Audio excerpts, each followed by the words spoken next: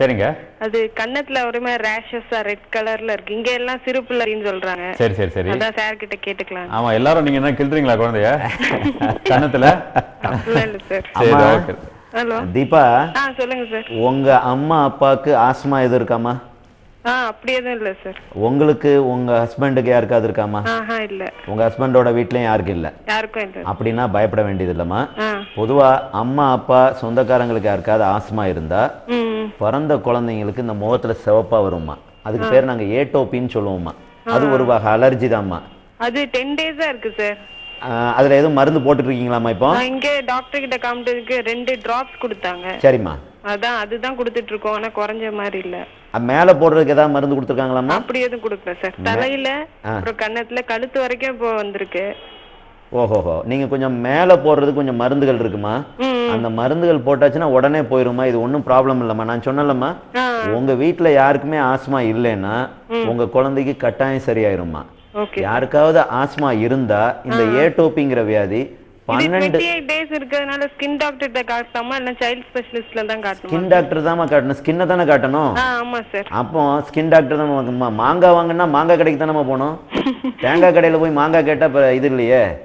நீங்க skin doctor பாருங்க. Skin doctor மருந்து தருவாரு. 2 நாள்ல போயிரும்மா.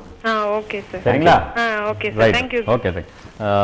கிட்டத்தட்ட ஒரு 20 நாளா இருக்குன்றாங்க. மேபி இது முன்னாடியே பண்ணியிருந்தா இன்னும் ரொம்ப ஈஸி சார். அது அவங்க பீடியாட்ரிஷியன் பார்த்துருப்பாங்க.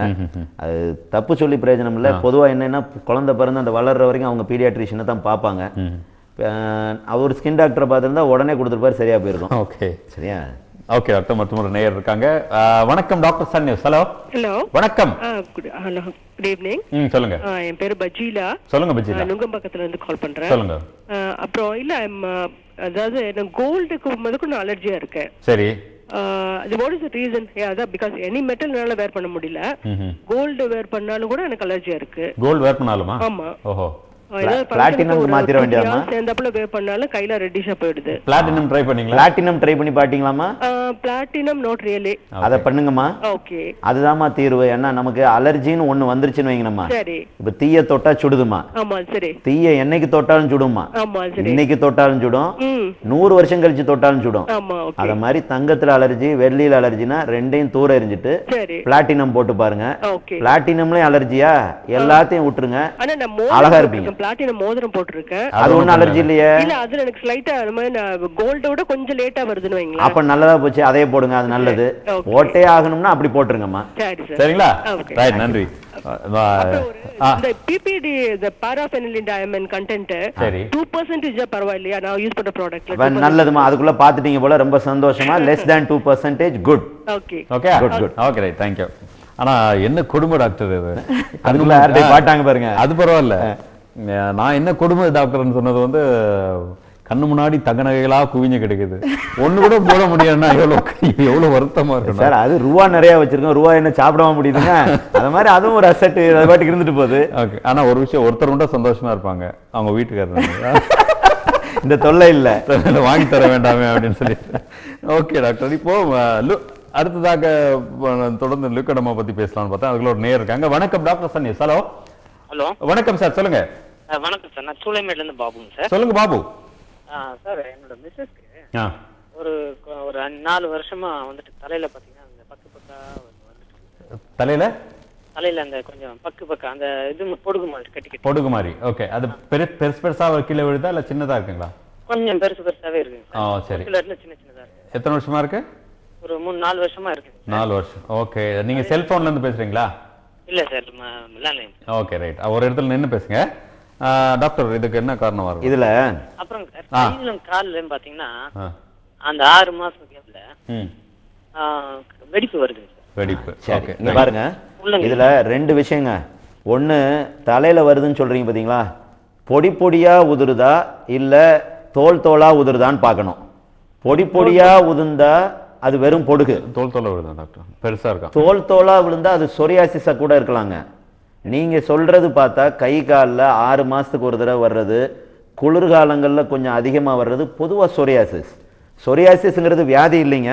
சொரியாசிஸ்ங்கிறது நம்ம தோல் வந்து கொஞ்சம் அதிகமாக வளருது. அதாவது எப்படின்னா, ஒரு மனுஷனுக்கு 28 நாளைக்கு ஒரு தடவை இந்த தோல் போய் புது தோல் முளைச்சிக்கிட்டே இருக்குது. அதாவது தோலில் 2 பாகம், மேல் பாகம் வந்து 28 நாளைக்கு ஒரு தடவை புதுசு ஃபார்ம் ஆகிக்கிட்டே இருக்குது, பாம்பு சட்டை கலட்டுற மாதிரி நம்ம கண்ணுக்கு தெரியாமையே. இந்த சொரியாசிஸில் 4 நாளைக்கு ஒரு தடவை தோல் முளைக்க ஆரம்பிச்சிடும். அப்போ 7 மடங்கு அதிகமாக முளைக்கிற தோல் தான் உங்களுக்கு ஷீட்டாக பிஞ்சு பிஞ்சு பிஞ்சு போய்கிட்டே இருக்கும். இது நம்ம அதுதானான்னு, அது சொரியாசிஸ் தானான்னு பயாப்சி பண்ணி கண்டுபிடிச்சி சொரியாசிஸை வைத்தியம் பண்ணணும். சொரியாசிஸாக இருந்தால் அது வந்து ஒவ்வொரு குளிர்காலத்துக்கும் கண்டிப்பாக கூடுதலாய் வரும். ஏன்னா இது வந்து ஜெனட்டிக், அம்மா அப்பா தாத்தா பாட்டி யாரோ நம்ம கொடுத்துட்டு போன சொத்து, நம்ம ஜீன்லேயே இருக்கிறது, முடிவு கிடையாது. பட் ஒவ்வொரு குளிர்காலமும் ஒரு ஸ்கின் டாக்டரை பார்த்தீங்கன்னா சரி பண்ணிடலாம். சரிங்களா? ஓகே, மற்றும் ஒரு நேயர் டாக்டர். வணக்கம் டாக்டர் சன் நியூஸ். ஹலோ. வணக்கம் சார், நான் சேலம் வளப்பட்டு ஜோதி பேசுறேன் சார். சொல்லுங்க ஜோதி. சார், என் பிரதருக்கு வந்து ஒரு மாசம் முன்னாடி அக்கி மாதிரி அதான் முகத்துல ஒன் சைடு மட்டும் வந்துச்சுங்க சார். சரி. அது வந்து இப்ப காய ஆயிடுச்சு, அந்த தழும்பு மட்டும் கருப்பா இருக்குதுங்க சார். அக்கி தழும்பு போகல? ஆமா சார், ஒன் சைடு மட்டும், அதாவது முகத்துல வந்து ஒரு சைடு மட்டும். சரி, ஓகே. ஆனா நோய் போயிடுச்சு, தழும்பு போல? ஆமா சார், தழும்பு போல திப்பு மாதிரி இருந்துருக்கு சார் 24 நேரமும். Okay, right right. அது மாத்தத்தினால சரியாகலை சார். அது ஸ்லிப்பர் டோஸ் சாப்பிட்டு அவன் தூங்கிட்டு இருக்கான் சார். Slipping dose சாப்பிட்றாரா? ஆமா சார். அப்புறம் இன்னொரு இருக்குதுங்க சார், அதாவது உள்ளங்கையும் உள்ளங்கால் மட்டும் வெடிப்பா இருக்குங்க சார். உள்ளங்கை உள்ளங்கால் வெடிப்பா இருக்கு? வெடிப்பா இருக்கு. அது பிட்ஸ் இருக்கிறதுனால அந்த சைடு எஃபெக்ட்னால இது வரலாமா நான் சொல்லி ஆயின்மெண்ட் போட்டு பார்த்தா சரியாகலைங்க சார். பிட்ஸ் இருக்கா அவருக்கு? சார் பிட்ஸ் இருக்குன்றீங்களா? ஆமா சார், பிட்ஸ் இருக்கு சார். ட்ரீட்மெண்ட் எடுத்துட்டு இருக்கேன் சார். 3 பிட்ஸ் எடுத்துட்டு இருக்கேன் சார். ஓஹோ. இல்லைங்க, ஃபிட்ஸ்னால கை கால் வெடிப்பு வர்றது இல்லைங்க. இல்ல சார், அந்த டேப்லெட் சாப்பிட்டா சைடு எஃபெக்ட் மாதிரி வந்திருக்குமாங்க சார்? இல்ல இல்ல இல்ல இல்ல இல்ல. அதாவது டேப்லெட்னால வர்ற சைடு எஃபெக்ட் உடம்பு பூரா அரிப்பு, 2 வாயில ஏதாவது புண்ணு, கையில எங்கேயாவது புண்ணு, இது மாதிரி வர்றது, அரிப்பு ரொம்ப வர்றது, சிவப்பா மாறுறது, அதுதான் மாத்திரைனால வர்ற அலர்ஜி. இது நீங்க சொல்றது மாத்திரைனால வர்ற அலர்ஜி இல்ல. இது சாதாரணமா வர்ற வெடிப்புகள். இப்போ நீங்க பொம்பளைங்க வீட்டில் வந்து சமையலுக்கு இந்த பாத்திரங்களை கழுவுறாங்க, துணி துவைக்கிறாங்க, அந்த கெமிக்கல்லாம் படும்போது அந்த வெடிப்புகள் வரலாம். அந்த மாதிரி ஏதாவது ஒரு காரணமாக இருக்கலாம். அது என்ன காரணம்னு பார்த்து விட்டுறணும். 2, முகத்தில் வந்து இந்த அக்கி வந்துட்டு போய் தழும்பு இருக்குது அப்படின்னு சொன்னீங்க. அது பார்க்கணும் எவ்வளோ தூரம் அந்த தழும்பு இருக்குது அப்படின்னு. தழும்பு வந்து இப்போ ஒரு 6 நாள் 7 நாளைக்குள்ளே அக்கி வந்துட்டு போயிருக்கு அப்படின்னா மருந்து மூலமாகவே அந்த அக்கியினோட தழும்புகள் வராமல் பார்த்துக்கலாம். இல்லை அந்த 6 நாளை தாண்டிருச்சு, அது வந்து தழும்பு ஆகி போயிருச்சு அப்படின்னா அந்த தழும்பை எடுக்கணும். தழும்பை எடுக்கிறதுக்கு நிறைய சிகிச்சைகள் இருக்குது. ஒன்று, நம்ம இப்போ தழும்புக்கு காரணம் வந்து உள்ள ஸ்கின்னுக்குள்ளே ஒரு ஃபைப்ரஸ் டிஷ்யூ பிடிச்சி இழுத்துக்கிட்டு இருக்கிறது. அதை வந்து லைட்டாக வெட்டி விடலாம். அதாவது தோலுக்குள்ளே நம்ம போய் அதை வெட்டி விட்டோம்னா அந்த தழும்பு அப்படியே மேவி வந்துடும். 1. 2, லேசர் சிகிச்சை. ஸோ இந்த இதில் வந்து சரி பண்ணிடலாம். இது பார்த்தா கண்டிப்பாக சரி பண்ணிடலாம். Very good doctor. இப்போ நம்ம லியூகோடெர்மா பத்தி பார்க்கலாம் டாக்டர். அந்த வெள்ளைப்படை, முதல்ல வெண் குஷ்டம்னு சொன்னாங்க, அது அந்த அளவுக்கு வேணாம்.